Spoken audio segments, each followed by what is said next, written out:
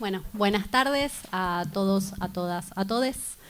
Estamos acá en la clase inaugural, en esta clase abierta del taller Transformando los Programas, para un taller que tiene como objetivo incorporar la perspectiva de género en los programas de las ciencias sociales y de las humanidades. Lo primero que quiero contar es cómo surgió esta propuesta. Bueno, desde ADIUNS estamos estrenando esta bandera que ven acá, que es por un sindicalismo feminista, y entendemos que ese sindicalismo feminista incluye pensar una universidad feminista, pensar nuestras prácticas docentes, pensar lo que enseñamos, pensar cómo lo enseñamos. Tal vez apuntar a un corazón que es revisar aquello que aprendimos, aquello que es difícil de revisar porque pone en cuestionamiento, les diría, una forma de definirnos, una forma de ser. Y no es fácil mirarnos tan de cerca a nosotros mismos y a nuestras prácticas y cuestionarlas. Y pensamos que esto es importante y que hay que hacerlo además en un marco amable, contenido, colectivo, organizado. Para nosotros impulsar esta propuesta desde ADIUNS tiene ese valor especial. Y esta propuesta entonces la construimos de forma colectiva, la construimos con Alicia Merodo, que es la directora del ISEC, que es nuestro centro de formación y capacitación. La construimos junto con Mariela Bernardes, que es la responsable en esta universidad del programa de políticas de género. Lo hicimos también junto a María Pía López, que es nuestra secretaria de Cultura y Medios. Este es un curso de formación continua que se realiza entre el ISEC y la Secretaría Académica con fondos que provienen de la Paritaria Nacional de Docentes Universitarios, es decir, que es parte de una política de capacitación, de formación, donde entendemos la formación como un derecho. Y entender que se hace con esos fondos es también dar cuenta de la importancia de la política pública para la formación de nosotros como docentes, como profesionales, como investigadores e investigadoras. La verdad es que nos pusimos a juntar, nos juntamos en esta propuesta, y una primera cosa que surgió es una sintonía bastante rápida acerca de qué queríamos, cuáles eran nuestros objetivos. No pasa eso muy seguido, así que por eso en parte lo destaco. Y a partir de eso empezamos a pensar quiénes eran las docentes, en este caso, que iban a darle carne a esa propuesta, a esa idea. Entonces, lo que voy a hacer, por más que resulte un poquito aburrido, pero me parece importante, es presentarles ahora, con un breve CV, a quienes son las docentes de este curso, que van a ser dos, y van a ser dos porque consideramos necesario dos patas en esta formación. Una pata que tiene que ver claramente con pensar los géneros, pensar qué implica el derecho a la identidad, qué implica una sociedad más libre, sin opresiones patriarcales, qué implica una sociedad feminista. Pero también tiene un objetivo muy particular, que es que tenemos que revisar nuestros programas, tenemos que revisar aquello que se cambia una vez cada muerte de obispo, básicamente. No es algo que suceda muy seguido. Yo, por lo menos, en otra universidad di el mismo programa durante unos 10 años y colegas míos lo dieron durante 24. Como para que se den una idea de que no es muy fácil cambiar los programas. Es realmente algo que parece sencillo, pero que no lo es. Y mucho menos cuando hablamos de cambiar los programas para incluir en ellos una perspectiva de género. Implica a veces ceder un lugar y ceder espacio y ceder tiempo, y entonces tenemos que priorizar. Y a veces no implica eso, a veces simplemente implica tal vez leer el mismo canon de textos, solo con otras preguntas que están ahí, que nos podríamos haber hecho hace mucho tiempo y que ahora nos la empezamos a hacer. En ese sentido y con esa doble mirada, la importancia de pensar nuestra actividad docente desde la programación, de pensar el programa como algo más que esa mera herramienta formal y burocrática que tenemos que presentar a principio de semestre, donde hay un listado de bibliografía, es algo más, o debería ser algo más que eso, un programa. Y en parte para eso, una de las docentes de este curso va a ser Viviana Solberg, que está ahí, puede saludar.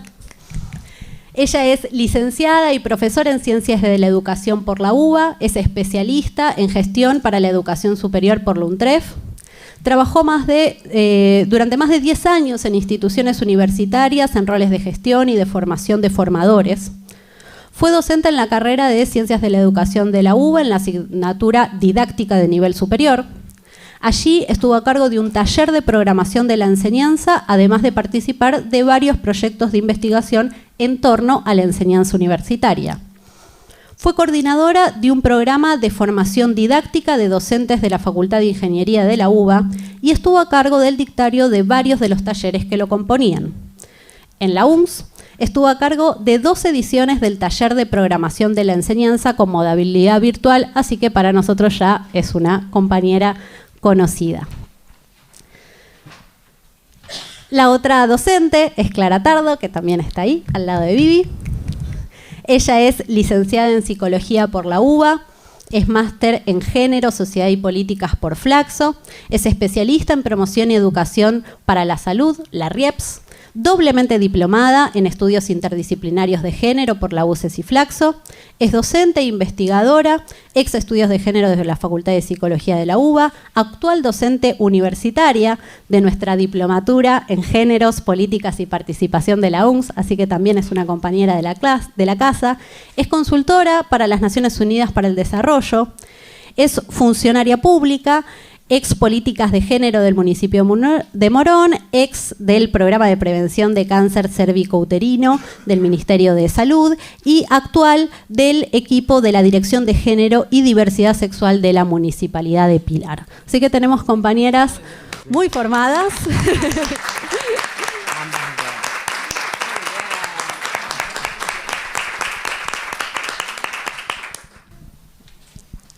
No sé si mi cara logra transmitir la emoción que tenemos de estar acá, espero que sí.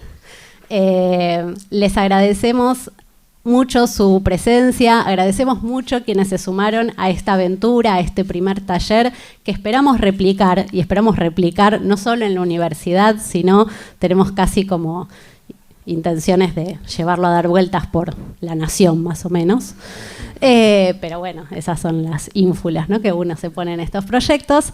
Y por último, quería contarles que nuestro objetivo, entre las mismas que imaginamos todo esto, es pensar una edición de este taller con el mismo objetivo, pero para todas las demás disciplinas.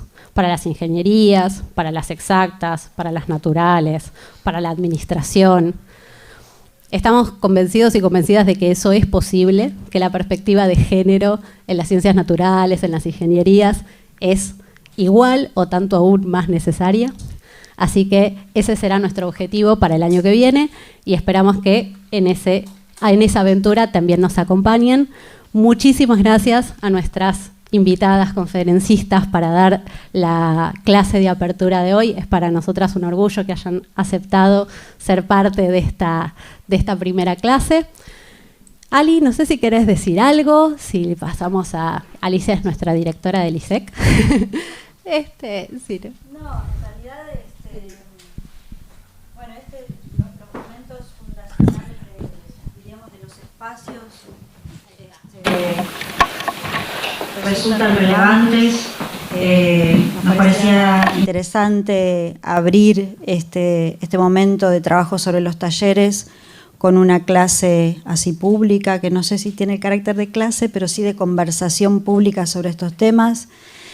Y bueno, estuvimos un poco, ya lo reconstruyó Nuria, pero de verdad cuando pensamos cómo abordar la perspectiva de género, nos parecía que meternos con el corazón de los programas era meternos con nuestras propias matrices, ¿no? Como que es allí, ¿sí?, donde uno transmite visiones del mundo, transmite posiciones epistemológicas y, bueno, hacer eso a partir de interpelar nuestras propias matrices nos parecía que era un camino propicio para darle a esto una visión profunda, ¿sí? Y sobre todo en una actividad que en las universidades es muy importante, que es la formación, la docencia, y que por lo general, diríamos, no goza de todo el prestigio que goza la investigación, ¿sí? Como decir, bueno, la docencia se da de suyo, que es lo que hacemos, más o menos, ¿no? En cambio, la investigación es algo que da prestigio, ¿no? Está pautada, ¿no? Uno, si tiene tantos papers, tantos libros, tiene como un reconocimiento público especial. Si es un mejor o peor docente, sí tiene el reconocimiento de los estudiantes, lo cual para nosotros es de un valor enorme, pero no tiene esa legitimidad pública, ¿no?, que tiene el trabajo de investigación. Entonces, meternos con la docencia es meternos de verdad con el corazón de nuestro trabajo, al cual le dedicamos mucho tiempo, ¿sí?, sobre todo los que venimos del campo pedagógico. Para nosotros hay ahí un aspecto muy importante, sobre todo, bueno, nosotros que formamos profesores, hay ahí en ese hacer, ¿sí?, uno transmite mucho más por lo que hace que por lo que dice que hay que hacer. Entonces, para nosotros, meternos en incorporar la perspectiva de género desde esa dimensión es una dimensión que tiene una densidad, ¿sí?, personal, nos interpela. De hecho, bueno, nosotros que estamos construyendo este camino hemos decidido también formar parte de este taller, porque sabemos que esto se hace camino al andar, ¿sí? Es algo que recién lo largamos, pero estamos todos aprendiendo de qué trata eso. Y a mí me parece que ese aprender entre todos también le da a la construcción de conocimiento una dimensión colectiva que es muy valiosa, ¿sí? Sobre este tema no hay muchas jerarquías en las cuales pararnos. Sí es cierto que hay especialistas que vienen trabajando estas temáticas con cierta sistematicidad y es donde nos vamos a apoyar. Pero no hay tanto camino hecho desde la perspectiva de incorporarlo como una herramienta de trabajo. Entonces, como decía Nuria, interpelar el canon establecido, interpelar lo que está establecido como hegemónico, ¿sí?, como conocimientos y visiones epistemológicas hegemónicas, para nosotros es incorporarle a esto una dimensión profunda y que aspiramos que en el modo en como nosotros estemos abiertos a interpelarnos a nosotros mismos, creo que ese camino va a ser de verdad mucho más interesante. Y bueno, y tenemos el desafío de, diríamos, formar a las nuevas generaciones desde esta perspectiva. Tenemos el desafío y les diría casi la obligación política de hacerlo. Entonces, la verdad, bueno, nada, como una alegría enorme y un agradecimiento a que estén todos aquí hoy.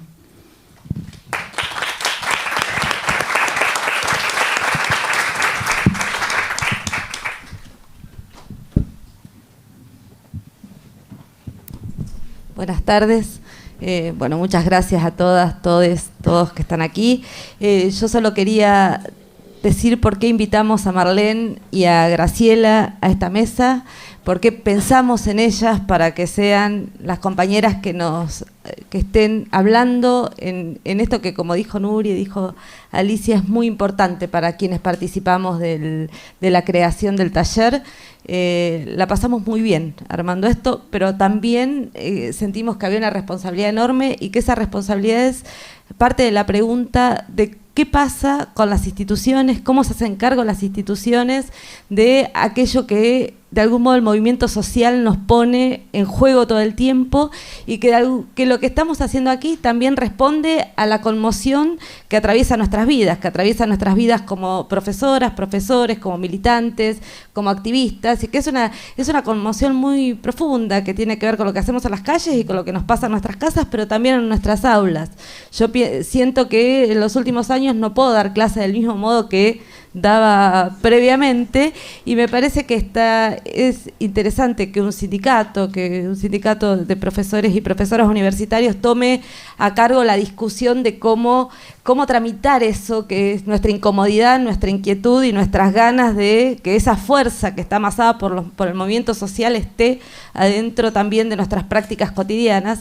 Y ahí por eso pensamos en Graciela y pensamos en Marlene, porque son dos compañeras que son muy claves en todo este proceso de construcción del movimiento social. Son compañeras que son claves por los lugares que ocupan, por lo que piensan, por lo que escriben. Graciela Morgade es vicedecana de la Facultad de Filosofía y Letras de la UBA, pero fundamentalmente es alguien que ha trabajado desde la educación de un modo muy intenso sobre la educación sexual integral, que viene proponiendo discusiones alrededor de todas estas cuestiones de muchos años, con mucha complejidad, sin aceptar ningún atajo respecto de cómo pensamos estas cosas. Entonces es alguien que hemos leído y que participa de todas las conversaciones que tengamos alrededor de educación y perspectiva de género. No podríamos pensar una intervención en el debate público si no contáramos también con voces como las de Graciela, que ha sido tan persistente y tan tenaz en provocar problemas. Marlene Guayar es también una compañera central para nosotros. Marlene acaba hace poco, el año pasado, creo que fue el año pasado, publicó un libro que se llama Travesti, una teoría lo suficientemente buena. Y esa conjunción de palabras, una teoría y travesti, una teoría lo suficientemente buena, me parece que nos interroga y nos abre una cantidad de cuestiones. ¿A qué le llamamos teoría en una universidad? ¿Cómo se produce una teoría? ¿Cuáles son los límites epistemológicos en los que se produce el conocimiento? Marlene viene a provocar y a generar un conjunto de pensamientos en ese libro, pero también en todas sus intervenciones públicas. Marlene también es alguien muy cercano a nuestra universidad, participa de la diplomatura en géneros, políticas y participación, pero también ha hecho con nuestro canal universitario, con UniTV, un ciclo precioso que si no lo vieron se los recomiendo, que se llama Ruinas, y donde pone en juego algo que también está en su libro, que es la idea de que ante el fracaso de muchas lógicas de construcción del mundo, de muchas lógicas de organización y de racionalización del mundo tal como lo conocemos, es de la experiencia travesti que pueden surgir formas alternativas de pensamiento y de concebir la existencia. En ese sentido, es quizá una voz muy potente también para poner en crisis los límites en los cuales habitualmente pensamos nuestras prácticas, nuestro canon, nuestras bibliografías y los límites del pensamiento. Así que por eso estas dos compañeras queridísimas son las que les pedimos hoy que nos acompañen en esta clase de apertura y de algún modo señalen el camino hacia donde estamos yendo con este taller. Así que muchísimas gracias a ambas por acompañarnos.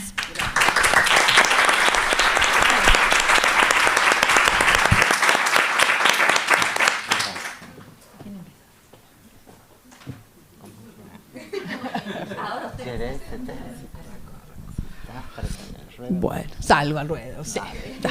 Bueno, gracias por la invitación, gracias por la presentación, gracias por organizar este espacio, gracias por esta alegría de que, un espacio de formación, un sindicato, son todas estas conjunciones que durante tanto tiempo estuvimos intentando empujar, ¿no? Efectivamente, yo provengo del campo educativo y bueno, para presentarme muy brevemente, pero en realidad participo de una tradición que sería la de los estudios culturales, la sociología, la antropología crítica, que durante mucho tiempo tuvo a la categoría clase social, como el hueso duro de roer, y hace mucho empecé a trabajar con la temática sobre la docencia como trabajo femenino Y empezaba a preguntarme de qué modo se articulaba la condición sexogenérica de la enorme y la abrumadora mayoría femenina en el magisterio, sumada a la condición de clase, condición económica, en las formas en que el trabajo docente cotidiano se desarrolla, ¿no? Y estuve ahí muchos años, como 20. Y también en algún momento que me empecé a cansar, porque una se cansa a veces de los temas de investigación, no sé si les ha pasado, pero digo, ya está, ya dije, bueno, con un equipo enfilamos en dirección a la educación sexual integral, que es un poco lo que vengo a compartir en esta reunión. Pensando que también el campo de los estudios de género y educación fue cambiando a medida que la teoría de género, a medida que la teoría social y a medida que los movimientos sociales fueron resignificando las categorías de análisis. Yo a veces digo, como hace tantos años que me dedico a esto, a veces digo, si encuentran un texto mío de los 90, no me crean, porque yo no pienso eso. No pienso eso, exactamente eso. Pienso algunas cosas parecidas, pero otras no. Y de hecho, básicamente parten del enorme binarismo. Cuando arranqué a investigar decía, sexo es lo biológico, género es lo social. Hoy diría que aberración, pero en aquel momento lo decíamos y además, por supuesto, era la categoría binaria, femenino-masculino, varón-mujer. Así arrancamos, ¿no? Y no me perturba para nada mostrar cómo en 30 años fueron cambiando nuestras maneras de pensar, nuestras preguntas, porque eso hace la vitalidad del campo, que ya sabemos que hay otros campos muy vitales, ¿no? Pero este es particularmente vital. Y en los últimos años, además, tuvo una especie de aceleración que a veces hace difícil seguir el paso, porque, bueno, una piensa, escribe con el cargo de gestión también con dificultades, y resulta que cuando salió ya piensa otra cosa, y los movimientos sociales hacen que también lo pongan en duda, ¿no? Pero entonces quiero decir, bienvenidas, bienvenidos, bienvenides a un campo que está en construcción, que como decía Alicia, están las preguntas, los antecedentes, los interrogantes, hay caminos, hay experiencias y hay todo otro trecho que va a haber que transitar probando, de alguna manera probando, que tampoco le tenemos miedo, ¿no? A desarrollar experiencias consensuadas colectivamente y que de alguna manera nos apasionen y también un poco ver qué pasa. Entonces, dicho esto, una segunda cuestión que quería plantear es que los estudios de género, educación, sexualidades, géneros, educación y sexualidades y todas las, digamos, las elaboraciones conexas, de alguna manera estuvieron apoyados o muy centrados en lo que podríamos llamar la educación básica, la educación primaria, la reproducción de lo que llamábamos los estereotipos de género, las formas en que, sobre todo, reitero, mucho en el nivel primario y mucho en el nivel secundario, bueno, que podríamos pensar si las escuelas forman parte de un mundo, de un sistema capitalista. Bueno, las escuelas también tienen rasgos del capitalismo y en todo caso los reproducen, ¿no? Coloniales, también las escuelas forman parte de un sistema colonial, bueno, también patriarcales, también odiantes a las diversidades, la disidencia, ¿no? Esta idea del odio a la disidencia, también en las escuelas no habría por qué pensar que tiene que ser distinto, ¿no? Y también sabemos que en educación queremos que sea distinto, porque también tenemos una especie de etos o un horizonte utópico que es, bueno, acompañar las prácticas transformadoras sociales, alojar de una manera cada vez más compleja y más diversa aquello que no es meramente lo que reproduce un orden desigual, injusto, sino también aquello que produce el cambio, que el chisporroteo, y también en algún sentido va en un sentido de igualdad, ¿no? Y quienes trabajamos en educación sabemos que esa vertiente de la reproducción y la vertiente de la transformación están en las aulas, en todos los niveles, bueno, diría de maneras distintas, proporciones distintas, pero están siempre.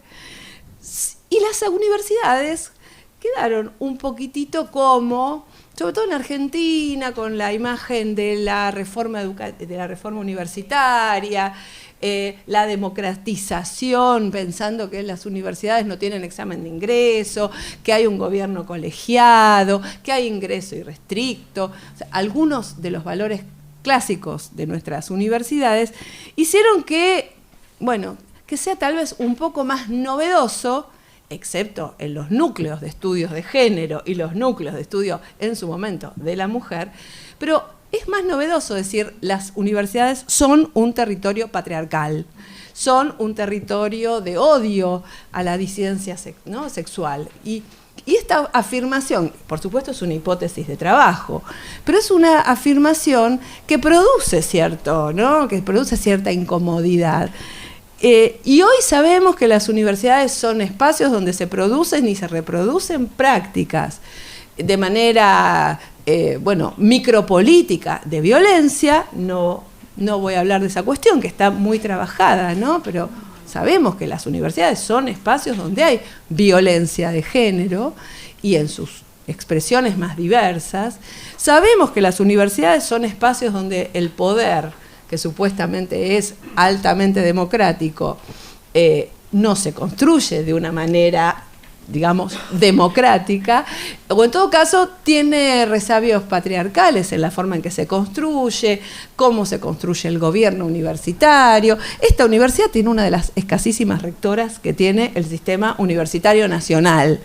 Entonces, tal vez ustedes tengan una especie de espejismo respecto de las oportunidades de las mujeres en la conducción de las universidades, pero son minoritarias, no son el 10% de les rectores, cuando hoy la matrícula femenina, en todo caso, pensando binariamente, femenina, contabilizada en las universidades ya pasa al 50%, ¿no?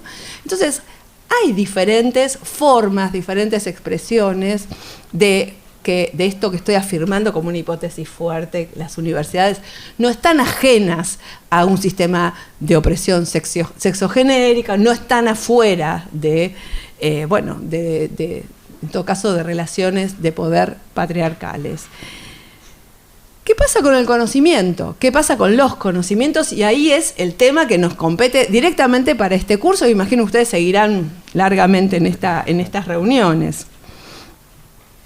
¿Qué discutieron los feminismos? Muy tempranamente, hay que decirlo, porque ya en los 90 los feminismos discutieron, y digo los feminismos porque es una tradición que en los 90 sobre todo, fue protagonizado por por ese conjunto de académicas feministas que pusieron una primera cuestión, en una primera pregunta, que también es una pregunta epistemológica, una pregunta por la noción de objetividad, ¿no? Porque las ciencias modernas se construyeron con una fuerte impronta, por supuesto, vinculada con una lucha contra la metafísica, contra una cantidad de otros debates que había que dar, pero en todo caso la ciencia moderna tiene ahí, como en la objetividad, un valor central. Estamos entre compañeras, compañeros, compañeres de las humanas y sociales, ¿no? Yo les digo que una compañera del equipo nuestro está trabajando actualmente en la Facultad de Ciencias Exactas de la Universidad de Buenos Aires y también en la Facultad de Medicina, y esta noción de objetividad como básicamente la posta de la ciencia sigue vigente de una manera en general implícita, que es: esto es la ciencia dice esto y todo lo demás es opinión y todo lo demás es ensayo. Digo, la primera pregunta es una noción de objetividad que, leída desde los feminismos, básicamente dice de quién es la voz que habla a través de esos, por ejemplo, objetos de investigación. ¿Qué voz se recoge? ¿Qué voz, no? Se recoge al construir un objeto de investigación. ¿Qué voz se recoge al desarrollar metodológicamente, ¿no?, el método por el cual se construye el conocimiento? ¿Qué voces están incluidas y cuáles son todas las voces que están excluidas de esa construcción? Reitero, la crítica desde el interpretativismo, la crítica desde la teoría crítica de la epistemología, estas mismas preguntas también las retoma, ¿no? Pero mirado del movimiento social de mujeres, en su momento había una respuesta fuerte, contundente, que es: los conocimientos construidos por la academia tienen sesgos patriarcales o directamente refuerzan una forma de ver el mundo y de pensar el mundo que es patriarcal. Hace muy poquito participé de un panel en el Senado de la Nación, que no entendía mucho por qué me habían llamado, y después un poco entendí, porque era así como de gente de la medicina. Querían que hablara de ESI, digamos, ¿no? Y el panel resultó ser súper interesante porque el tema era la incorporación de los saberes tradicionales de la medicina en la formación médica. Y era muy interesante porque había personas que decían: los saberes tradicionales femeninos vinculados con el uso de las hierbas, vinculados con el tirar el cuerito, que parece que es posta tirar el cuerito. Ahí aprendí que era que algo... y muchas otras cuestiones que sabemos desde los feminismos que tuvieron que ver más con el poder médico, con la lucha contra las brujas, con la hegemonía de este método científico objetivo, se están preguntando actualmente. Lo cual significa que están afuera actualmente y en general de la formación médica están afuera. Como está afuera la economía feminista de los estudios de la economía, como están afuera, sabemos, una enorme cantidad de perspectivas en la formación en psicología, donde hay una medicalización de muchas de las experiencias históricas, subjetivas, identitarias que en los últimos años, en las últimas décadas, están ganando ciudadanía, ¿no? En psicología hoy se siguen estudiando desde una perspectiva medicalizante, patologizante. Entonces, estas preguntas desde la perspectiva feminista a los conocimientos, mostrando, intentando, digamos, con los interrogantes en cada campo, son el patrimonio con el cual trabajamos ya desde otro lugar, que tiene que ver con las políticas educativas, con las políticas curriculares, con las políticas que en este caso ustedes también están convocades y convocados a encarar, ¿no? Una profesora hace muchísimos años, hoy venía contándole justamente a Marlene que viene de un viaje, desarrolló Peggy McIntosh del Wellesley College de Boston. Y la nombro porque fue determinante para nuestro pensamiento. Planteó lo que ella llamaba las fases del cambio curricular, ¿no? Y arrancó en los 90 con la idea de las mujeres ausentes del currículum. Entonces, ella dice fases, ni etapas, no, son como momentos que son interactivos, que a veces están todos a la vez. Pero ella dice, bueno, ¿de dónde partimos? De una ausencia, de un silencio, de una omisión sistemático, ¿no? ¿Cuál sería una primera forma para subsanar, de alguna manera, para ir en un camino de mayor justicia? Y ella dice, bueno, ¿qué pasó? ¿Qué se hizo? Se empezó a invocar a las mujeres extraordinarias. Y ahí entraron Marie Curie, entró Juana Zurduy, estoy pensando, esas mujeres, Mariquita Sánchez de Thompson, o sea, mujeres extraordinarias que extraordinariamente hicieron algo por la patria, por ejemplo. Ella, obviamente, Peggy dice, bueno, es una manera de visibilizar, peor es nada, en todo caso, pero no es suficiente, ¿no? Otro registro que ella marca, y creo que es algo que es un esquema que nos sirve mucho para pensar lo que hay que hacer y lo que no hay que hacer, o en todo caso tratar de evitarlo, es tomar a las mujeres, ella hablaba de las mujeres en ese momento, como caso o como problema. Y entonces se estudian los movimientos obreros, por ejemplo, la lucha sindical, y el caso de las mujeres textiles a no sé dónde, o en todo caso el problema, ¿no? Tomar como el grupo como un problema y ponerlo en algún lugar que podríamos pensar en el lugar de la víctima, ¿no? Una cuarta dice, bueno, otra fase que en su momento estaba totalmente en construcción era la crítica desde la epistemología feminista. Y otra fase, que es la que creo que nos encuentra en este momento con esta enorme potencia, que es la de poder pensar un cambio epistemológico desde una perspectiva interseccional, en la que cuando pensamos la construcción de los cuerpos sexuados, desde la crítica al patriarcado, desde la crítica al odio, a la disidencia sexual, podemos incorporar al mismo tiempo el componente de clase, el componente capitalista que está nutriendo esa misma desigualdad y que con frecuencia es complejo distinguir, ¿no? Si es una cuestión económica, si es una cuestión simbólica, ideológica, cultural, o si es todo a la vez, porque en realidad es todo a la vez y no tiene demasiado sentido preguntarse qué es primero o qué es peor. Lo mismo de la perspectiva cultural, desde la perspectiva que tiene que ver con lo colonial, las migraciones, la etnicidad, los diferentes pueblos, el origen que hoy en día tienen muchos compañeros, compañeras migrantes, que también es una condición que a veces no sabemos si lo que está padeciendo esa mujer es porque es paraguaya, porque es pobre, porque es mujer. Y la pregunta que siempre decimos es, no jerarquicemos ninguna de estas variables, porque en realidad la desigualdad es una combinación de todo eso. Entonces, es un gran desafío poder pensar esta crítica desde la perspectiva de géneros como una crítica que incorpora una mirada interseccional. Lo estoy planteando como deseo utópico, ¿no? No estamos diciendo que está hecho. Finalmente, preguntas clásicas de cómo hacerlo.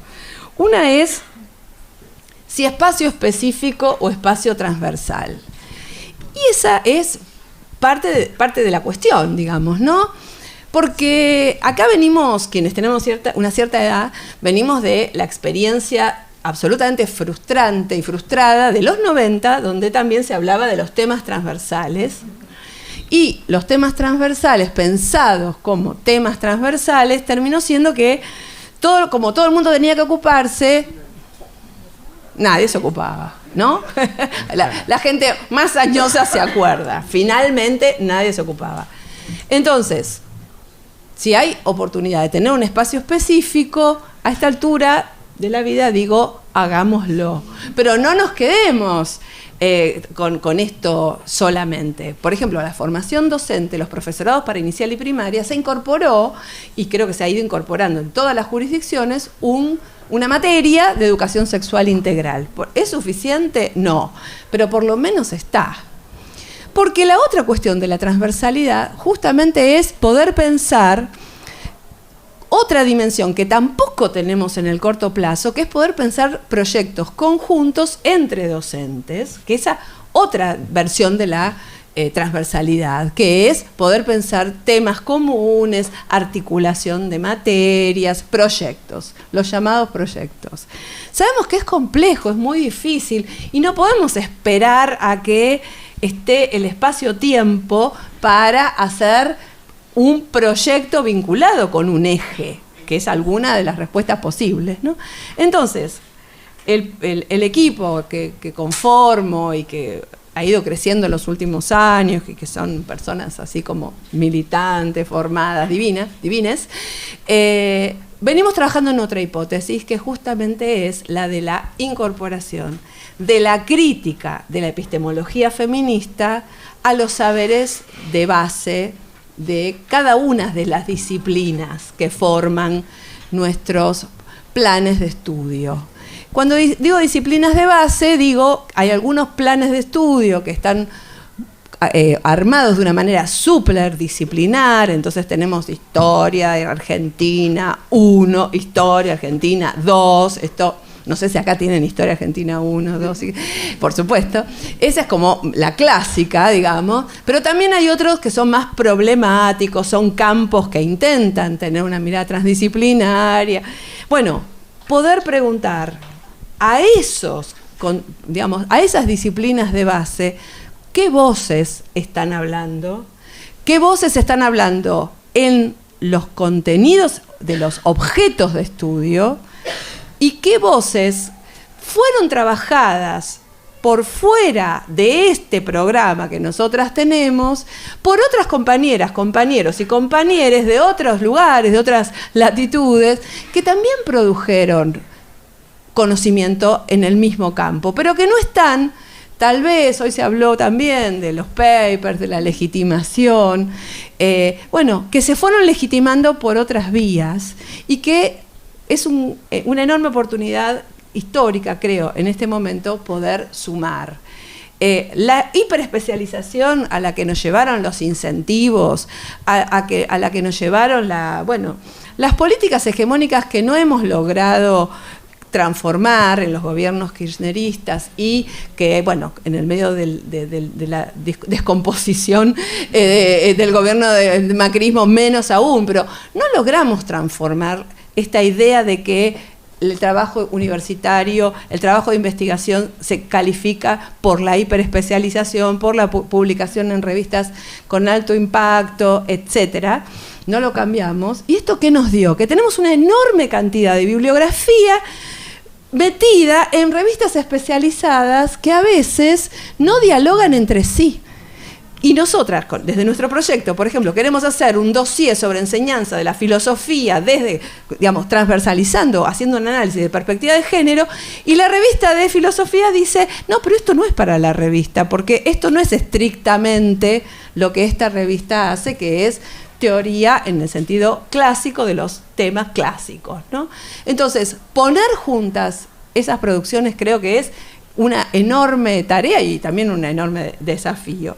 Y el otro, incorporar la pregunta sobre la voz, incorporar las voces que hablan a partir de la bibliografía, incorporar también, y a eso en cada disciplina, algunas de las preguntas que hacen a la forma de la enseñanza.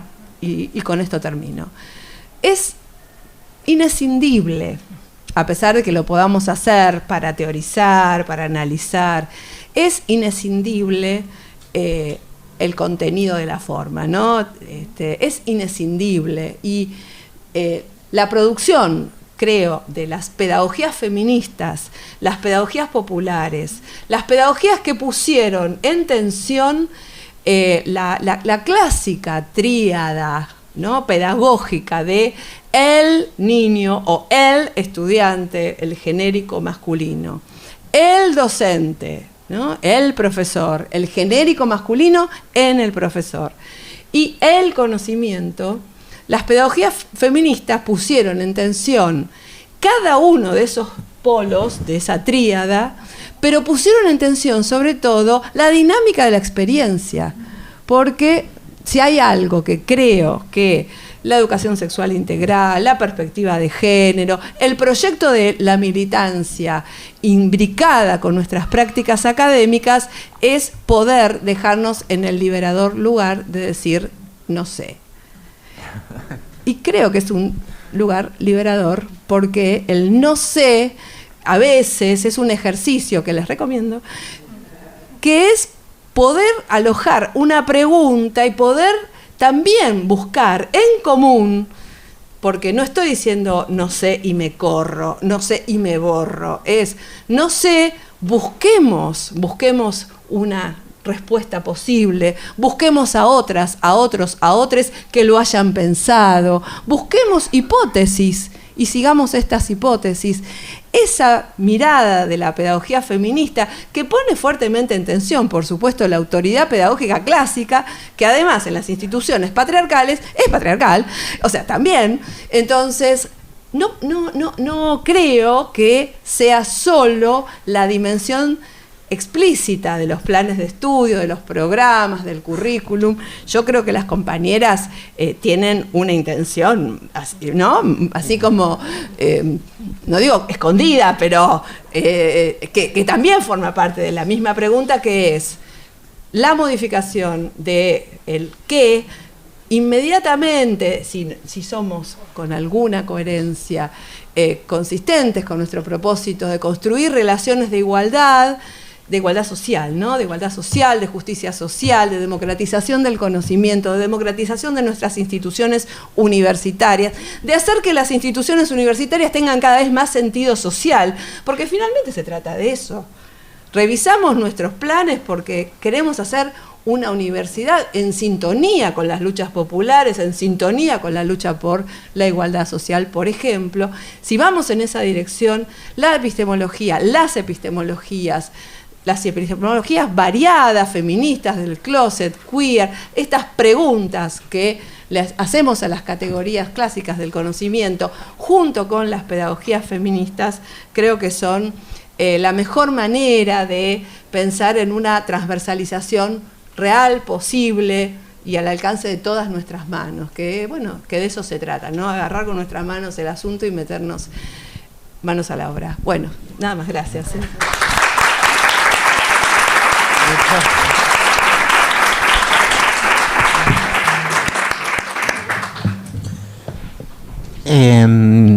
Hola, ¿cómo están? Buenas tardes, qué placer.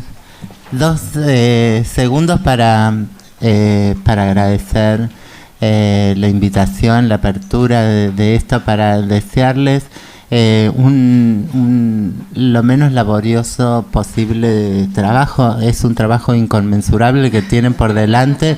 Lo lamento por ustedes. Porque además vamos a estar expectantes a sus resultados. Vamos a estar realmente expectantes a su resultado, porque es uno, creo, de las noticias de laboratorio más auspiciosas, no sé en cuánto tiempo. Yo soy, a veces soy muy dramática y puedo decir, desde toda la vida he esperado esto. Pero de verdad que sí. Y agradecer esto que están viendo, ¿no? Esta semiótica para ustedes que están viendo, que es a una vicerrectora y a una decana, perdón. Pero digo, académica y con todos los logros y con lo conseguido, también tiene su trabajo en el activismo, en la militancia, en el feminismo, tiene de todo. Y la otra vez sí que empezó al revés, ¿no? Que va hacia allá, que nos juntan, nos sientan juntas acá con el mismo cariño, amor y respeto, y realmente venimos como confluyendo desde lugares absolutamente distantes, opuestos, ¿no? Si lo viésemos geométricamente. Entonces, creo que de un poco eso se trata la propuesta también, es de cómo algo que está absolutamente instituido lo tomamos para remoldearlo, volverle a darle plasticidad a algo que está totalmente argamazamado, no sé cómo decirle, ya lo amasaron, le dieron forma, lo pusieron en el horno, lo barnizaron, está como una pieza sólida y debe volver a tener plasticidad, porque nos define la plasticidad. Y hay varios temas en danza, pero yo me acuerdo un ejemplo muy gracioso de un profe en psicología social que traía a cuento que está por venir una abuela de Italia, ¿no? Entonces toda la familia acá alborotada como quién va a homenajear más a la abuela italiana, y en la cena principal una las mujeres, por supuesto, le presentan el pelleto como ella lo hace, y qué sé yo, que se fue pasando de mano en mano, y ella lo mira y le empiezan a decir las características. Una de las características más visibles es que le habían cortado la punta, como hacían ellas, y qué sé yo, y ella les dice...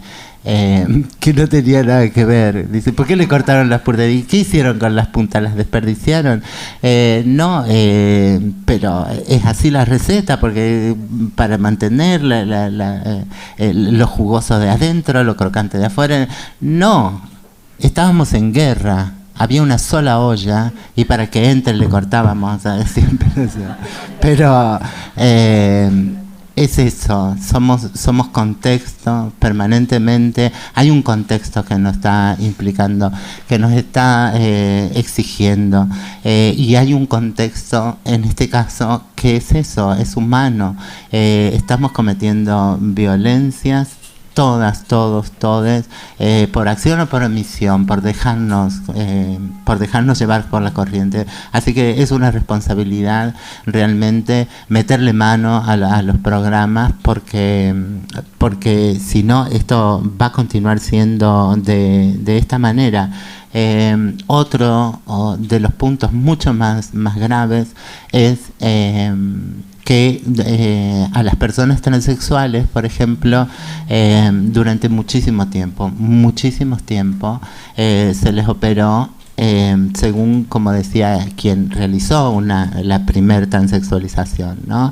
Hirschby, que yo no le quiero dar propaganda, pero le hacían la vagina acá, muy cercana, casi a la misma distancia entre la ingle y el pupo, porque el señor, muy osado y con todos sus lauros, era mal dibujante y dibujó así en los libros, y nadie se preguntó, totemizándolo a él, ¿no? Que era quien era y que había realizado la primera transexualización y tal. Nadie se preguntó sobre la realidad. ¿Dónde están las vaginas? A 2 deditos de distancia del orificio anal, y nadie se lo preguntó, y siguieron los pasos de manera ciega sobre lo que veían en el dibujo, ¿no?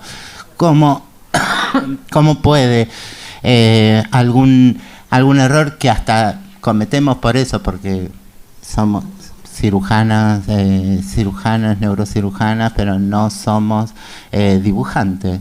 Y ahí falló algo, que es el sentido crítico, ¿no? Y esto se vuelca sobre las personas, esto lo sufren las personas, esto lo llevan adelante las personas.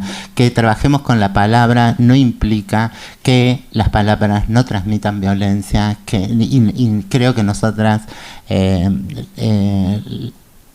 está muy bien aclarado que nosotras sabemos que esto sucede, ¿no? Que nosotras sentimos la violencia de las palabras, con que desde pequeña nos vienen diciendo si somos flacas, si somos gordas, si somos esto, si somos aquello. Nunca vamos a estar al nivel de lo que es la evaluación que nos van haciendo desde pequeña, de manera rigurosa. ¿Cómo nos tenemos que adaptar? Tenemos que ser inteligentes, muditas, sedosas,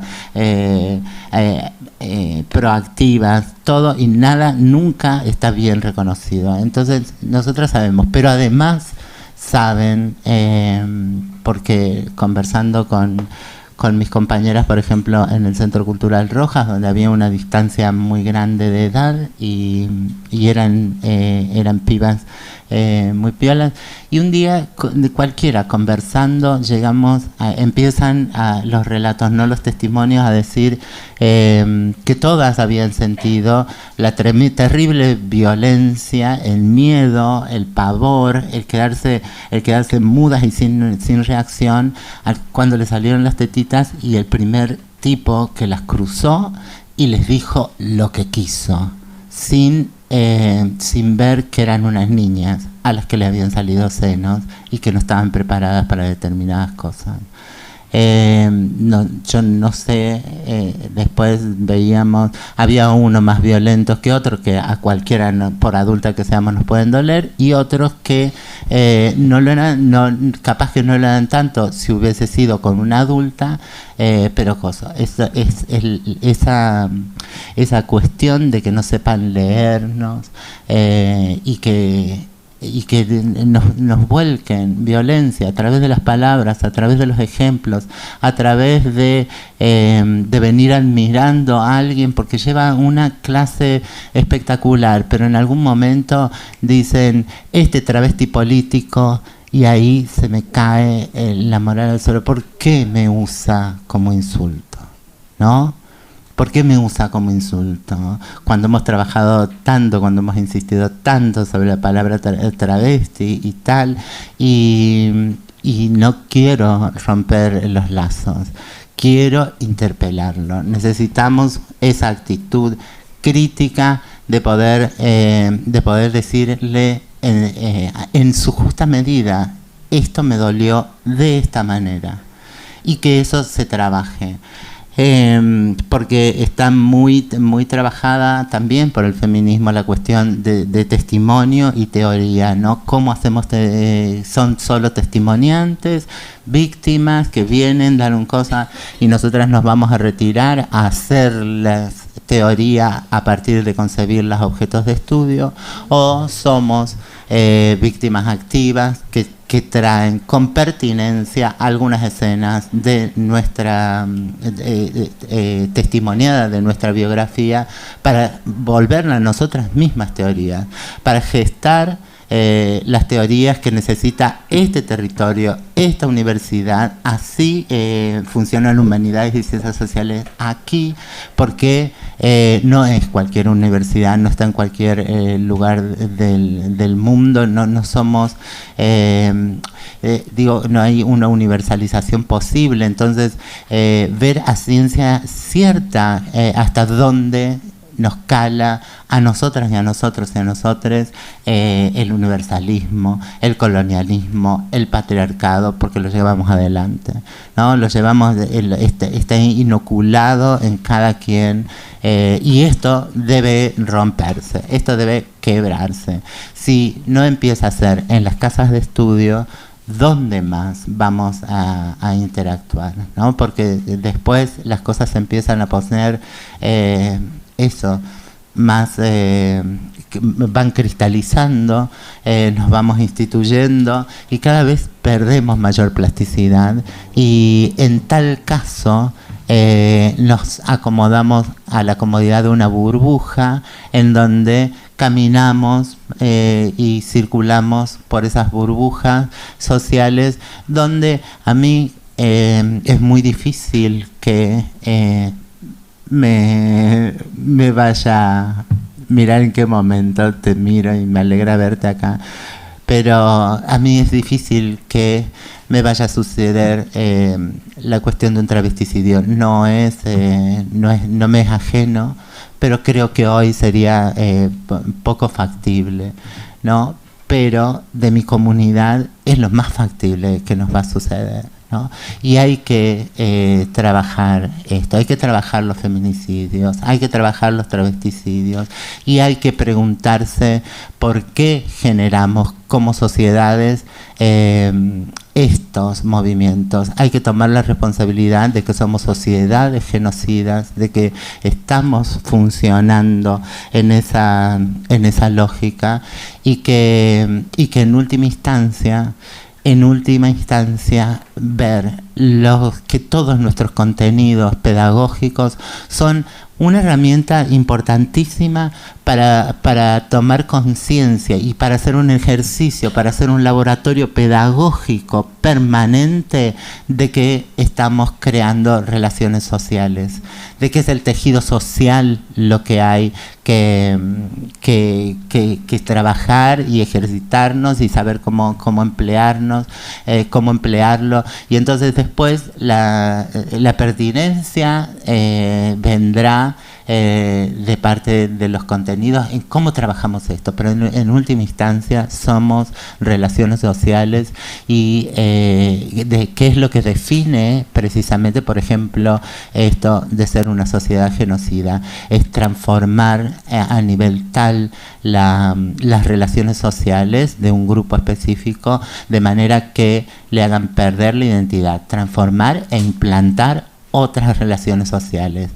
¿Cuáles son nuestras relaciones sociales? Son las que se dan de manera natural en los barrios, en las calles, en las agrupaciones, y cómo son transformadas, ¿no? Cómo son formalizadas, cómo debe presentarse una para estar en un ámbito u otro, cuáles son los contenidos que una mínimamente debe presentar. Entonces se van en las formas y realmente tenemos una extensa bibliografía en la que no tenemos posibilidad de acceder, ya no hay tiempo material objetivo para que leamos todo lo que se produjo y de todo eso que se produjo, cuánto, y esto lo digo muy centrada en mi propia comunidad, ¿no? Cuánto de esto es ombliguismo, ¿no? Citamos a todos los que hay que citar para terminar diciendo que a mí me gustan los chongos que van en el Sarmiento. Y está muy bien que también suceda. A veces cuando hay relaciones de pertinencia y tal, está bien que suceda, pero pasa mucho de ombliguismo y que no va a impactar realmente en la vida concreta de las personas, ni en mi contexto, ni en contextos ampliados como puede ser todo el país o Latinoamérica y demás. Entonces, realmente pensar eso, tal vez rever esto de los trabajos académicos y los papers en relación a la docencia, cómo realmente además hacemos para investirnos de que la tarea docente, de que esos niños, esas niñas, esas niñas y los adolescentes que están poniendo las familias en nuestras manos van a ser bien recibidos y conducidos, que va a ser una experiencia pedagógica también manejada e impulsada por ellos. También en la interpelación que nos hagan, vamos a decir esto que tan pertinentemente se decía, bueno, no lo sé, busquemos, indaguemos. Esa es mi pertinencia, saber cuáles son las técnicas para volverlo pertinente, saber cuáles las preguntas que te tengo que hacer, y esto, y solo esto, y la posibilidad de realmente reconocer que ese alumnado y yo vamos a salir aprendiendo algo nuevo, vamos a salir mutuamente modificadas en esos encuentros, que esas son las relaciones sociales que son fructíferas. Hoy están friqueándonos muchos problemas con el tema de que el trauma de mis niños, porque en tu clase se habló en tu clase no sé qué, sacaste una foto, expusieron ¿cómo voy a enseñar? O sea, yo tengo la pertinencia, y si tú y esto es poder habilitar las aulas para que esto suceda, porque hay que trabajar la memoria, y se ha construido, nos han impactado en la memoria con escenas criminales. Yo llegaba al secundario en el 83, más o menos en el 82, estábamos volviendo a la democracia, y yo me tuve que enterar que había un país, en el país que yo me iba a veranear todos los días, algún lugar de la Argentina, con mi mamá, mi papá, otras personas, todas en carpa, felicidad, asados juntos, empanadas, no sé qué, 30.000 personas al menos habían sido secuestradas, detenidas, desaparecidas, no sé cuántas violaciones, la tortura, y de eso yo me tuve que enterar, hacerme cargo, y en ese mismo ejercicio poner en juicio a mis papás y a mi mamá. ¿Dónde estábamos? ¿Qué pasó? ¿En qué participaron o no? ¿No? De esto se tratan los ejercicios pedagógicos también, de poder enfrentar realmente con honestidad el dolor, el que sea, y atravesarlo. Y estar ahí para atravesar juntos ese dolor, porque es todo un aula, no estar solas y no creer que mi barniz académico y mi gran nombre académico me hiergue vertical sobre esa horizontalidad, no poco iluminada al menos. Es muy difícil poder decir en este tiempo disponible que teníamos, pensar cómo impactar puntualmente, por ahí más pertinentemente respecto de del trabajo que tienen por delante, que es de ponerse a cuestionar los programas, a leerlos, a hacer segundas y terceras lecturas sobre esto. Digo porque de eso, si nos mostramos sobre las segundas y terceras lecturas, tenemos que ver que se piensa masivamente en estas dicotomías eternas, y somos hombres y mujeres, y bueno, y está la disidencia, quienes no, cuando en realidad si vamos enterrados en los museos, no está exhibido la cultura mochica, que es algo de la cerámica precolombina que ha quedado sin destruir, digo, de la semiótica de esas culturas que ha quedado sin destruir, y que hablan flagrantemente de otra sexualidad, otras relaciones sexuales, otras corporalidades, y están prohibidas. Solo quien pide autorización al Museo de Perú para ver va a bajar a los sótanos, o en La Plata, que hay una muy buena colección también de la cultura mochica, de vasos cerámicos, y eran utensilios que circulaban en la casa, ¿no? Tomaba agua la abuela y el niñito, en esos grandes penes, en esas posiciones sexuales, en esas voluptuosidades de esas mujeres, esas esculturas con conilingus, con felatios, con relaciones anales, digo, y esto circulaba de otra manera.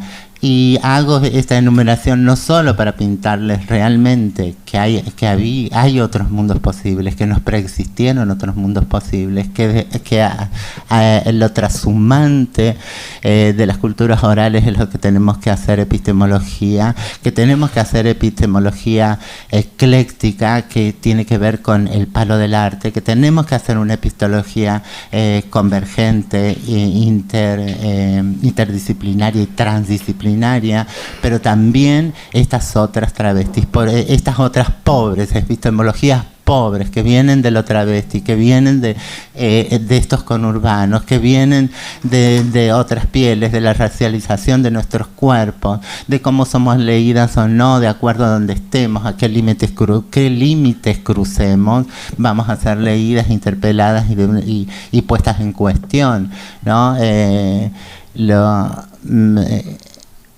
Se me fue, no. Iba a decirles un ejemplo de...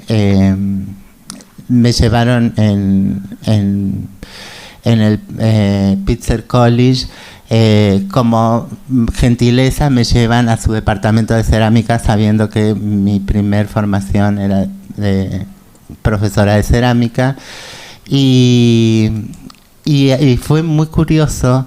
Yo no lo llegué a entender bien por la cuestión de la traducción, pero ahí su director, un artista muy importante, cuando salimos las chicas salieron indignadas. Ay, este pelotudo que se puso a preguntarte, perdonen que estamos porque se puso a cuestionarme si realmente sabía, si yo sabía cuestiones de temperatura, la cuestión de que él era artista y yo tengo 3 títulos de cerámica: cerámica técnica, cerámica artística y cerámica pedagógica. O sea, yo manejo mucho de laboratorio en la cerámica. Ya se me va olvidando, pero no para tanto. Y me puso a prueba este señor, pensando muy sutilmente, pensando que no sé, que yo chapoteaba con el barro. Y esto no creo que haya sido realmente una mala intención. Creo que él se quería mostrar, está inserto en él, hay que deconstruírselo y se lo dejé ver que no, en un par de datos de cómo manejaba cuestiones concretas, ¿no?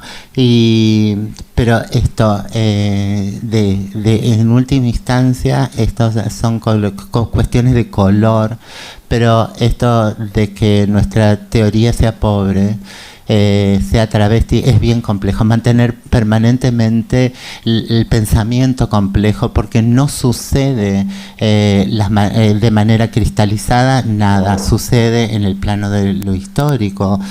No puedo hablar yo de las experiencias travestis que es hoy. ¿Cuál es mi hoy? Yo empecé de niña, de una manera me violentaron a mí, y yo de niña, cuando fui a buscar a otras travestis, las encontré en situaciones absolutamente diferentes. Yo estaba en la escuela secundaria, tenía una heladera llena, una mamá omnipresente, tenía amigas. Yo me aburría en los cumpleaños de 15 o en nuestros asaltos porque nadie me sacaba a bailar. Ese era mi peor trauma.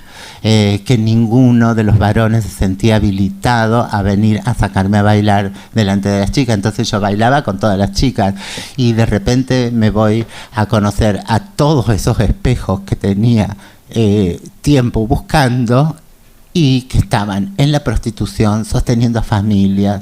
Y entonces de todo, creería que de todo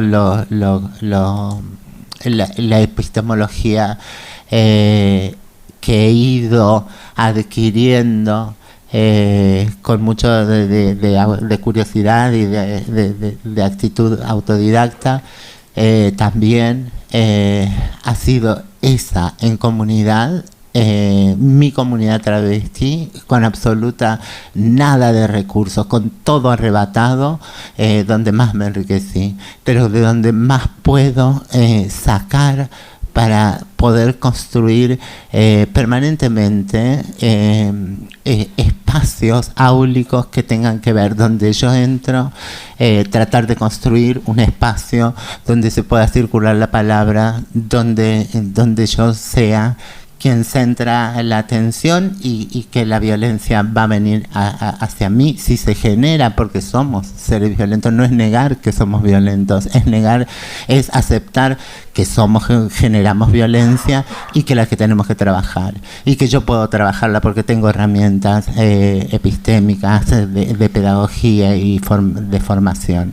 Entonces, por ahí, saber que no podemos tender a la universalización. Lo universal es lo que produce violencia. Somos después particularidades, nos particulariza nuestro contexto, nuestras biografías, en esas historias, quienes no estamos contadas y no lo de siempre. Entonces, mantener esa lectura, que es como muy sutilmente diferente, pero es esto, es una epistemología convergente, y esto viene de las academias artísticas, viene lo ecléctico. No puede ningún métier puede dejar de tener arte, debe de tener estética, debe de dejar, no puede carecer de esta visión de que además tiene que ser bello y que tiene que ser un bello neutro, no puede ser un bello egocéntrico, ¿no? Que mucha palabrería y no provoque, conmueva nada. Cuando el arte no provoca nada, es un ejercicio egocéntrico y solo esto. Que tiene que ser trashumante, que tenemos que volver a recorrer todo lo que nos han ido sacando, que es volvernos seres individuales, que nos hemos olvidado de que somos comunidades, de que somos gregarias, de que nos necesitamos mutuamente, de que no hay mejor transmisión que el oral. La literatura está por una cuestión de que quede registrado, de que nos lo podamos enviar a lo largo del tiempo, de que todos leyendo un mismo texto estamos compartiendo espacio, pero en definitiva nos remite a aquello, siempre a aquello oral de encontrarnos cara a cara y discutir, y que esto no significa la confrontación, simplemente confrontar ideas y cosas, y que es pobre, que tiene que ser travesti, de que tenemos que aprender de la comunidad travesti.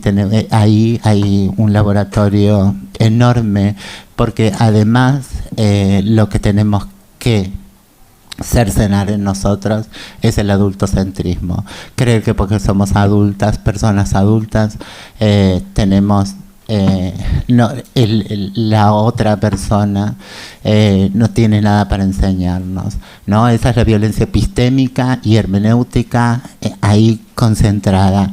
El niño, la niña nos dice cuál es su deseo, y se lo ponemos en cuestión, y esto va a repercutir después en que vengan y digan he sido víctima de un abuso, de una violación, y lo primero que le preguntemos es en dónde estabas y cómo estabas vestida, ¿no?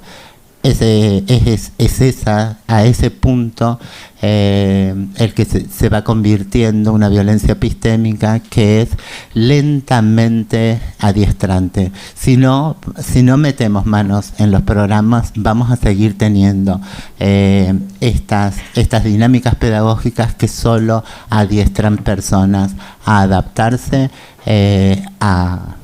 a principios que creo que no nos benefician en nada, que es el capitalismo, el individualismo, es que pensemos que hay otros que hacen y otras que hacen política mejor que nosotros, y entonces no nos metemos, y las aulas deben estar preparándonos para esto, sobre todo la de humanidades, para después ir a la fiesta con ciencias exactas y volarles la peluca y hasta acá, esto, agradecerles, y porque sé que van a hacer un trabajo que hoy va a ser el mejor trabajo que se puede hacer. Mañana seguramente será superado, pero eso es solo por hoy ir siendo la mejor versión de nosotras y nosotros mismos, ¿sí? Así que gracias.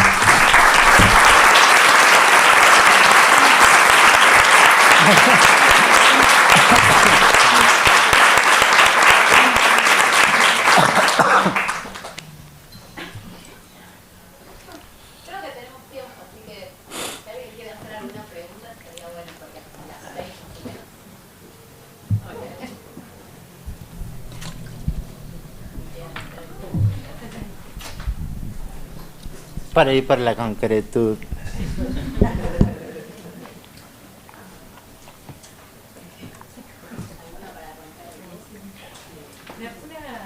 Si no hay otra.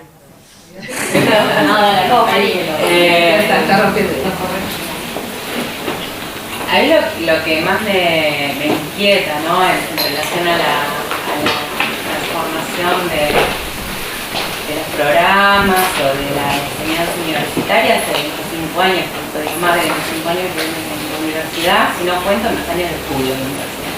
Una vida, más de la mitad de mi vida estuvo transita no solo por las universidades, y eso me parece importante, ¿no? Y tiene que ver con esto, ¿no? Que la formación en temas de géneros es intrínsecamente interdisciplinar. No hay ninguna disciplina que pueda abarcar la complejidad de la existencia. Y cuando hablamos de tema de género, nadie queda fuera, porque nadie, absolutamente, es como hablar de ambiente, ni de género ni de nadie queda fuera. Entonces, el tema de la interdisciplina. El tema de la plasticidad, cuando le damos lugar a la voz de otros, no podemos ser otra cosa que orientadores, orientadoras, facilitadores. Hay un rol docente que tiene que ver con la facilitación, que no es a lo que estamos acostumbrados, y también esto implica una transformación del mismo estudiantado, porque te piden a veces el PPT, ¿viste? El Power, dar clase, ¿no? La escolástica, que tenés que hablar mucho, por más que eso sepas que no tiene que ver con la producción de conocimiento desde la pedagogía feminista. Entonces, la interdisciplina, la interactoralidad. Cuando otros hablan, aparecen sus historias, sus territorialidades. Entonces, esto, que también hay, estoy pensando más en cuánto nos tenemos que desformar. La formación feminista o transfeminista es deformación, más que, y nos cuesta eso, ¿no? Como docentes, darle lugar al no saber como un principio epistemológico, no solo como no sé de este tema. No, eso, digo, mi pregunta es, transformamos los programas, pero ¿cómo nos transformamos como docentes? Porque es una revolución, ¿no? Yo te diría, siendo coherente con lo que dije antes, que si transformamos los programas está muy bien. O sea, ese piso, porque como decía Marlene, es un piso, es lo que estamos en condiciones de hacer, y mañana habrá otro horizonte, pero efectivamente dos cosas para seguir pensando acá, ¿no? Por una parte, no es menor, creo, poder debatir esto que significa a nivel universitario. Porque cuando vos decías, el estudiantado pide, hay una mirada también hegemónica de cómo es una clase universitaria, qué espera una estudiante de la clase universitaria.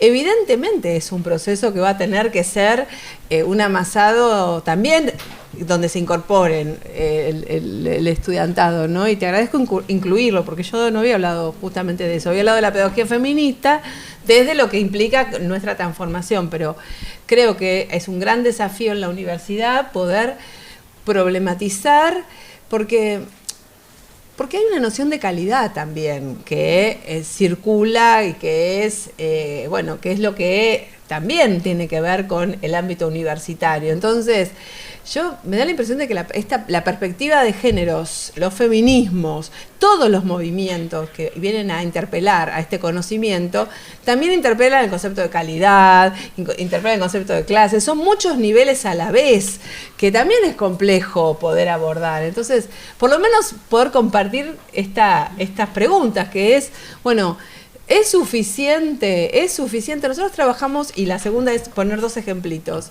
Trabajamos con un dispositivo de investigación-acción participativa, primero con docentes de secundaria y después ahora con docentes de universidad, ¿no? De universidades. ¿Qué significa el dispositivo? Generar clases. Se dan las clases, las profesoras, los profesores, siempre fueron profesoras, dieron las clases y después hacemos un análisis posterior en conjunto. ¿Qué fue lo que pasó? Ya empezar a incluir algunas preguntas. por ejemplo, una materia, epistemología, historia de la ciencia en la carrera de biología, doy un ejemplo a propósito, que no sé, es de ciencias sociales, historia de la ciencia en la carrera de biología en la Facultad de Ciencias Exactas. En historia de la ciencia no estaba la pregunta de la epistemología feminista, no estaba la pregunta, o sea, estaba historizado esta cuestión de la objetividad y que las ciencias no son neutrales desde el punto de vista del poder que decide y el profesor que lo da es súper crítico, bla, o sea, crítico en el sentido clásico del crítico del capitalismo y el poder, y no estaba incluida la mirada de género. Entonces el profesor nos pidió al equipo que diera la clase una compañera del equipo, porque no se animaba a darla. Entonces, bueno, por ahí estos mix, y nosotras en algún momento nos preocupó como pregunta de investigación y como pregunta política, si este proyecto solo era posible con personas que ya estaban sensibilizadas y que ya eran militantes, y digo... Claro. Y la dejo planteada, ¿eh?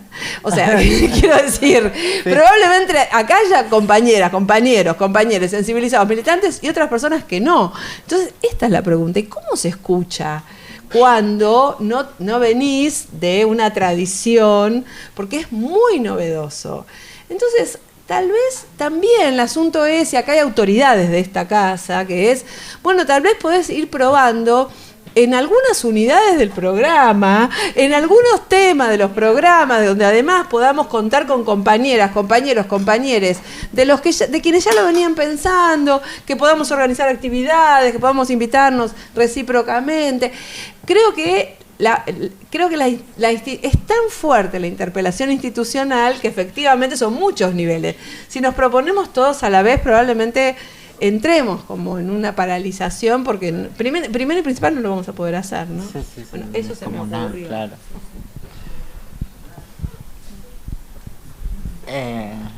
No, me dio que me...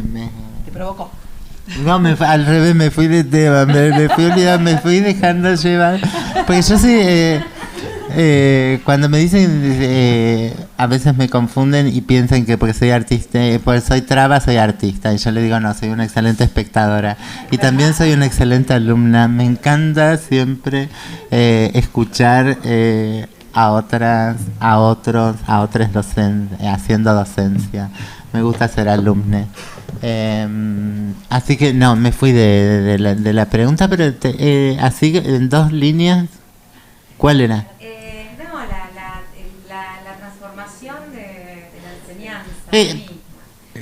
Pero eso. Que no hice, que tiene Dale. que ver con los afectos y las afectividades. ¿Qué pasa cuando empezás a hablar de estos temas con los afectos y las afectividades en el espacio público también? Claro, que también hay dos cosas en ciernes, depende de dónde estemos, pero una cosa es del trauma y la mamá, el papá viniendo a decir que diste, no sé, mostraste sangre. No sé, un amamantar es violento en depende de dónde estés. No puedo ver, ay, mis ojos. Y otro tema, esto de no poder tocar. Hemos llegado a un punto tal, hemos tenido que recurrir a las cámaras de seguridad en geriátricos y en lugares de cuidados de niñez que todavía no tienen edad escolar. El espanto es tal, el manoseo, el maltrato, la violencia, el abuso sexual es tal que hemos llegado a esta situación como de parálisis. Entonces no lo toco, no le cambio el pañal, no les digo, no acaricio, no abrazo, no estoy presente. Estamos en el post-espanto, digamos, de esto. Y tenemos que saber salir de ahí, y creo que eso es así que lo vamos a lograr, mostrando que pertinencia, que seguimos trabajando, que seguimos perfeccionándonos, y que puede todavía ocurrir el fallo, pero mucho más fallido va a ser si no está el abrazo.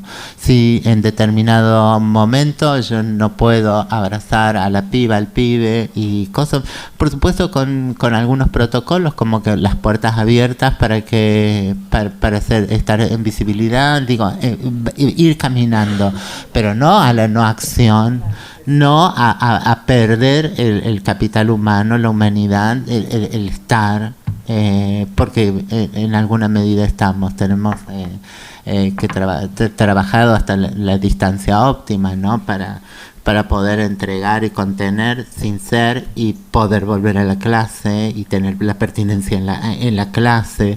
Digo que el resto no pierdan que esto también sucede, que esto también es aprendizaje, ¿no? Pero bueno, son esos puntos en crisis, ¿no? Que seguiremos pensándolo en la acción, como decías. ¿El micrófono? No, no está bien. Por la tele. Por la tele, claro.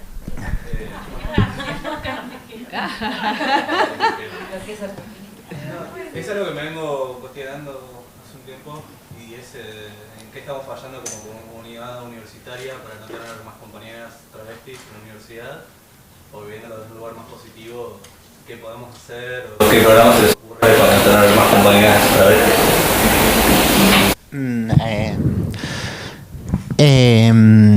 Es el estado de comunidad y las demasiadas presiones que vamos recibiendo. Yo creo que tienen mucho más que los programas que rever. También hay un demasiado perder tiempo en la evaluación permanente, de estarlos llevando a una instancia de evaluación. Hay mucho, en lugar de compartir espacio laboratorio, se le da mucho a tremenda papelería. Y digo, esto tendría que fluir más. No deberían dedicar tantas horas a eso, pienso yo, quienes hacen docencia. Y lo pienso así porque lo pienso cuando el movimiento afrodescendiente interpeló en Estados Unidos a esto, que nos deben vidas. O sea, eso es inconmensurable. Pero además, mi abuela y mi abuelo fueron esclavos en tal cosa, y eso implica, trabajaban. ¿Cuánto cuesta? Mi papá y mi mamá también, mis tíos y mis tías. ¿Cuánto es eso en su contabilidad capitalista? Bueno, multiplicada por todas las personas afrodescendientes en Estados Unidos, era otra inconmensurable fortuna, sin contar lo intangible, ¿no? Los golpes, las violaciones, el maltrato, la cuestión estatutaria, el terror, el Ku Klux Klan, o sea, toda esa que es intangible, ¿no? Con lo tangible, ¿no? Si hubiese estado en una empresa pagada en las mismas. Era tan inconmensurable que se pusieron cupos y entonces las universidades tuvieron que salir a buscar personas afrodescendientes y dedicarle tiempo a salir a buscar el territorio a quienes no estaban llegando y por lo que sea ir a cosas. También esto estaría faltando por lo traba algo y porque ustedes están en la última, como los últimos del escalafón. Ya falló en parte la primaria, la escolarización primaria, falló fuertemente la secundaria y entonces ya está rota, ya no llegan aquí o es más difícil. Entonces esos son dispositivos que hay que pensarlos en cómo trabajamos en nuestros vínculos con la comunidad, ¿no? Creo que hay éxitos minúsculos pero muy significativos de las universidades en las situaciones de encierro, en nuestros servicios penitenciarios. Ahí se están viendo porque hay tiempo y porque hay un financiamiento y porque está subestimado, devaluado. Entonces sí, le hacen un programa para las cárceles, las dejan entrar, las instituciones no dicen nada, pero ahí hay material para seguir trabajando y sacándole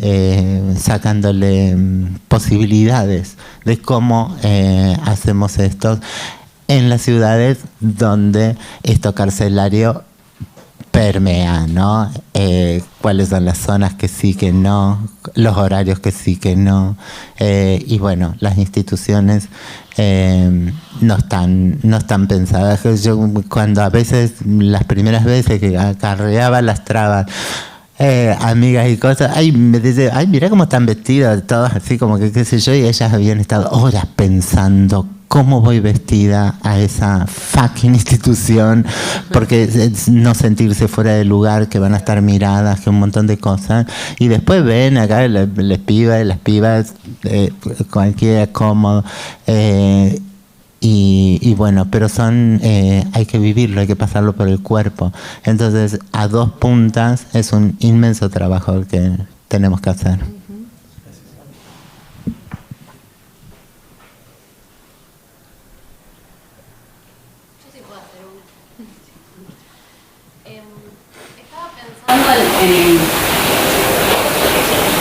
En qué hacer, cómo abordar, cómo procesar, pero sobre todo cómo hablar desde el reconocimiento de situaciones de privilegio.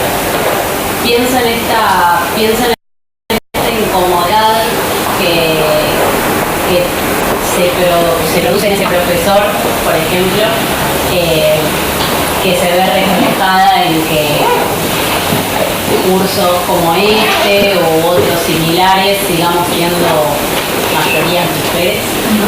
Digamos, y pienso por qué y cómo interpelar, por ejemplo, a estas personas tal vez, no sé si no sensibilizadas, porque no lo sé, la verdad es esa, pero me parece que hay que todavía tenemos como un desafío respecto de cómo interpelar a todos los que estamos en situaciones de privilegio, porque las mujeres estamos en situaciones de privilegio respecto a las compañeras trans, porque las de clase media estamos en situaciones de privilegio respecto a las de las clases más trabajadoras, y en la universidad esas situaciones de privilegio son constantes, y a veces incluso enseñamos y hablamos de otros, ¿no? Y estamos contando la historia de otros.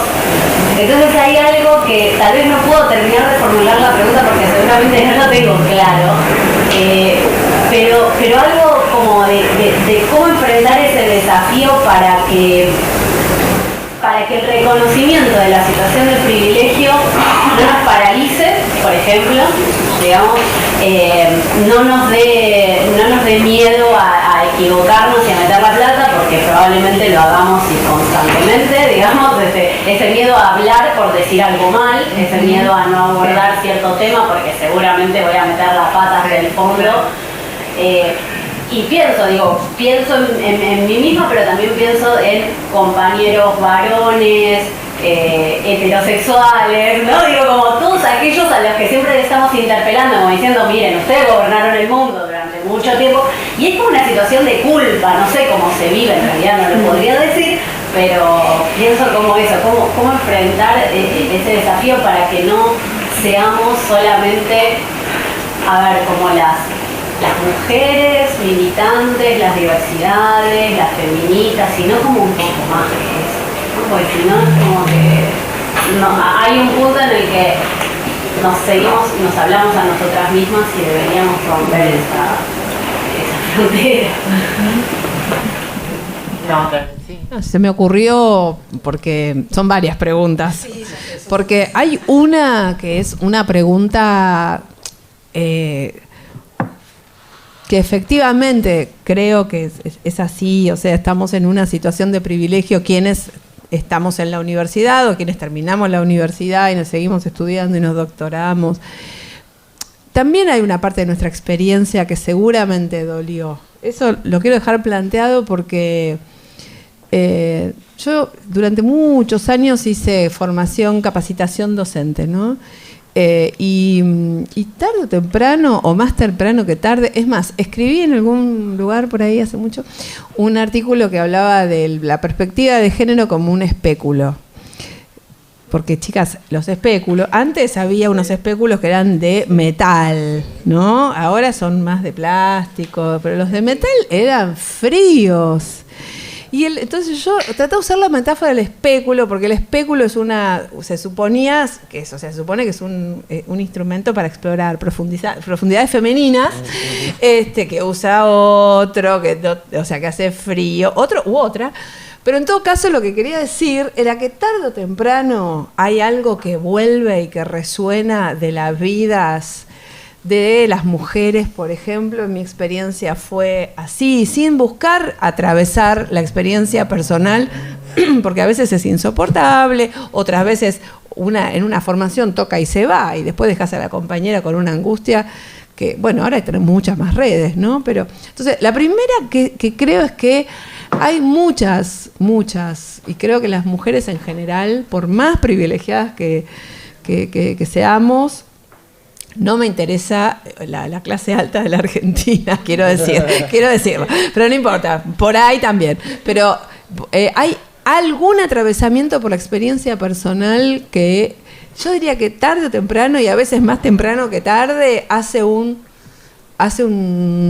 eco, porque vos, porque tu mamá, porque tu abuela, porque tu hermana, porque en la calle, porque adentro, porque fuera, porque alguna de las experiencias de la violencia contra las mujeres como cuerpo femenino en el parto, ¿no? O sea, siempre tenemos una evocación posible de una experiencia. Entonces yo diría, es cierto que tenemos una posición privilegiada y con eso algo tenemos que hacer, pero no es que esa posición privilegiada nos haya privado de alguna de las dulzuras del patriarcado, digamos, ¿no? Probablemente, por eso digo, y la experiencia durante muchos años, décadas, haciendo capacitación docente, era que entrábamos así y en algún momento volvía y con angustia, y pasa hoy.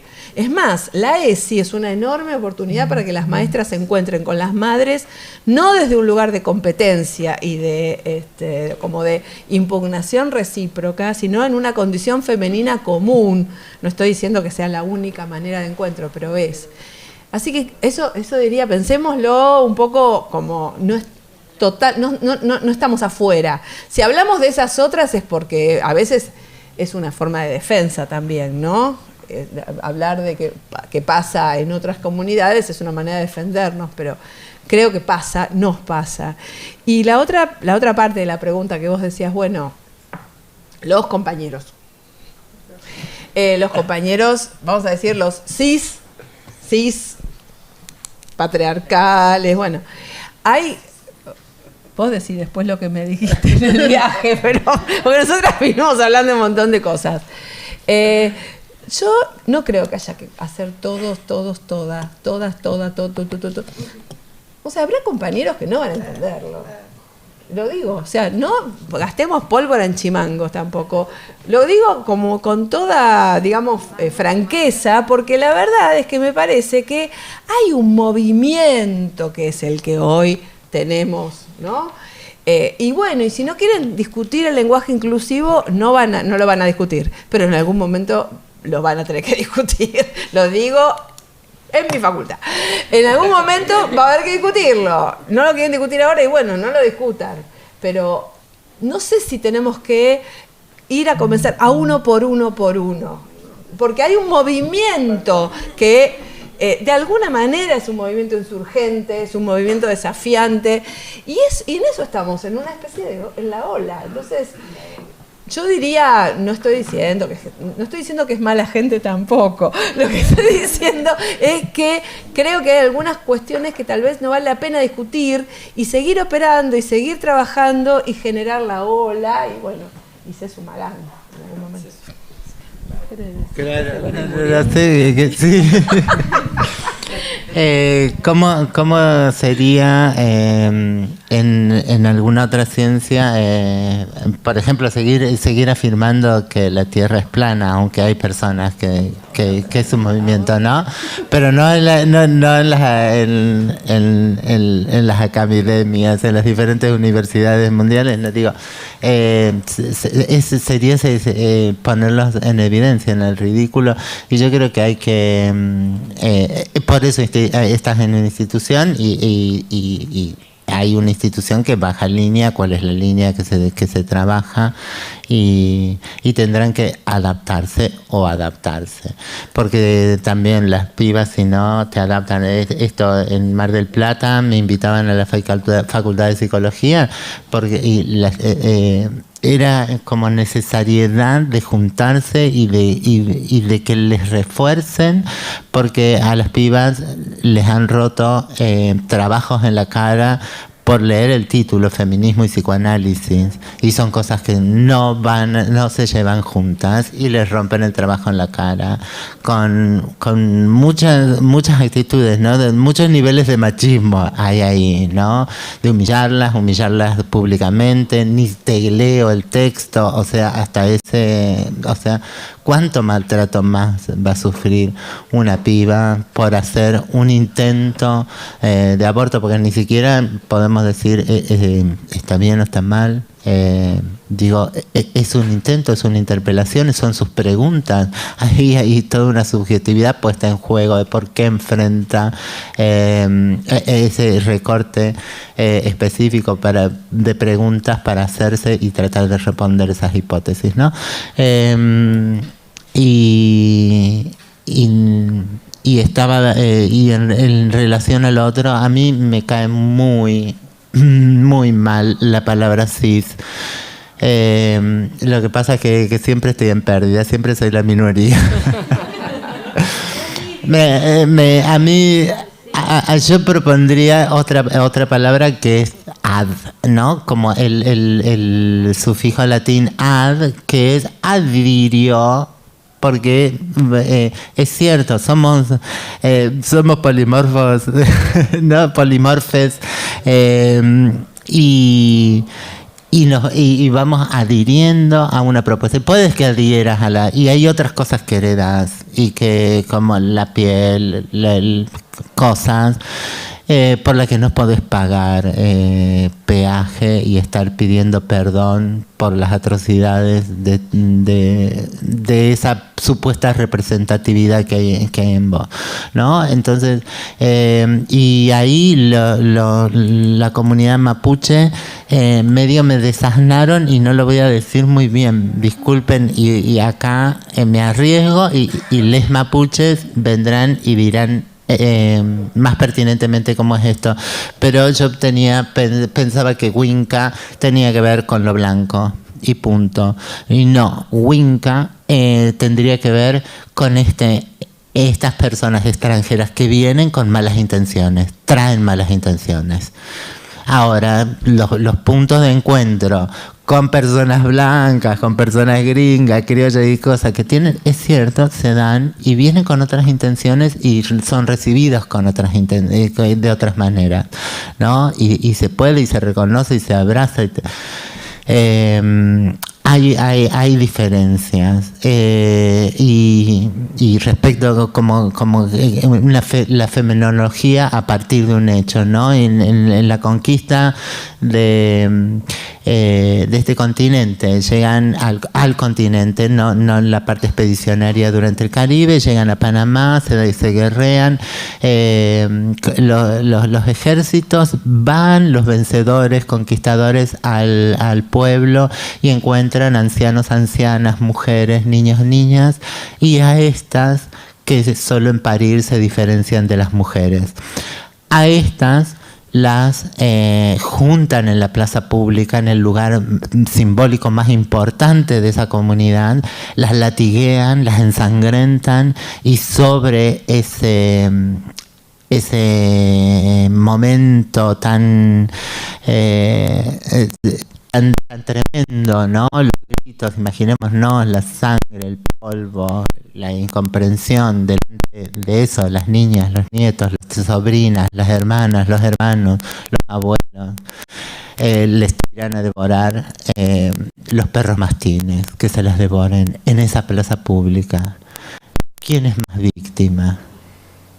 Esas abuelas, esos abuelos no son víctimas de ver cómo le han devorado a esas con las que han convivido, que son sus hijas, sus hermanos, Digo, estaba entre ellos la hermana del cacique Torecha, que había sido vencido en combate. Y le encontraron en la casa del cacique Torecha y tenía el estatus de hermana de un cacique. No era cualquiera, estaba en todas. Había una circulación. Entonces el espanto es realmente tremendo. Digo, es cierto que ellas terminan muertas, laceradas, pero ¿cuál es más víctima? Digo, hay una sociedad que se victimiza. Entonces, capaz que nosotras, el resto de las personas, lo que tienen que hacerse es el velo de sacarse la negación, de sacarse diferentes mecanismos por los que no vemos, y enfrentar el dolor y la tristeza que nos da esto, de que me hereden porque soy blanca estos privilegios, de que me hereden porque soy hombre cis estos privilegios, y saberlos entregar, saberlos correrse y empezar a construir otra cosa, porque la verdad que no estoy de acuerdo con que nadie tenga que pagar peaje porque sí. Somos lo que hacemos, y si no lo hacemos, no lo somos, ¿no? Más o menos.